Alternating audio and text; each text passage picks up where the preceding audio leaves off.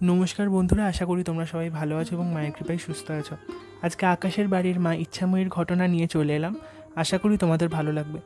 তোমাদের পরিবারের সাথে ঘটা অলৌকিক ঘটনা কিংবা তোমাদের বাড়িতে বিরাজিত মায়ের ঘটনা যদি আমাদের পরিবারের সবার সাথে শেয়ার করে নিতে চাও ভিডিওর মাধ্যমে, তাহলে অবশ্যই কিন্তু নিচে দেওয়া হোয়াটসঅ্যাপ নাম্বারে যোগাযোগ করো।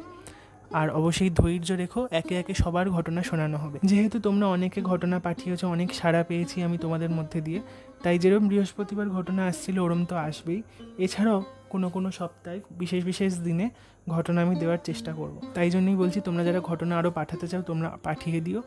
আর অবশ্যই আমাদের চ্যানেলটা সাবস্ক্রাইব করে দিও আর ঘটনাটা বেশি বেশি করে শেয়ার করে দিও। আর বেশি দেরি না করে তাহলে ভিডিওটা শুরু করছি।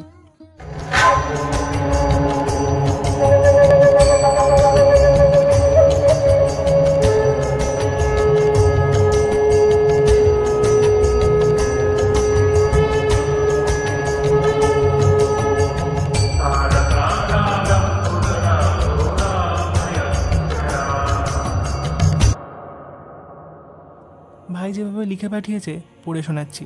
আমি আকাশ। ছোটোবেলায় আমার খেলা বলতে ছিল ঠাকুর বানানো এবং পুজো খেলা। খেলার ছলে নানা রকমভাবে মায়ের পুজো করি আর মা আমার কাছ থেকে পুজো নেয়। কিন্তু ছোট থেকেই ইচ্ছা ছিল মাকে একটু বড় করে প্রতিষ্ঠা করব, কিন্তু আর্থিক পরিস্থিতির জন্য সেটা আর সম্ভব হয়ে ওঠেনি। ছোট থেকে অনেক মূর্তি বানিয়েছি, তবে সেটার প্রতিষ্ঠা করে ওঠা হয়নি। সাল 2019 খুব আশা নিয়ে একটি বড় করে মায়ের মূর্তি বানালাম।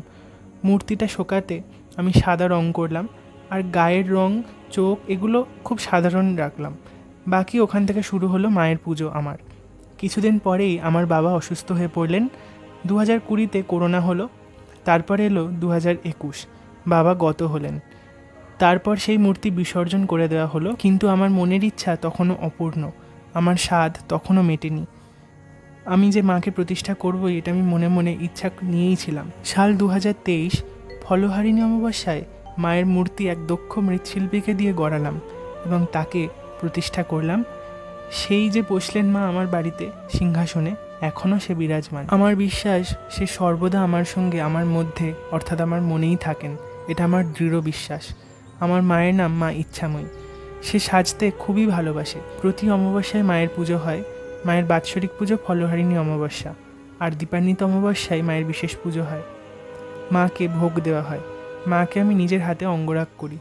এই হলো আমার বাড়ির ছোট মা, মিষ্টি মা, মা ইচ্ছাময়ীর গল্প।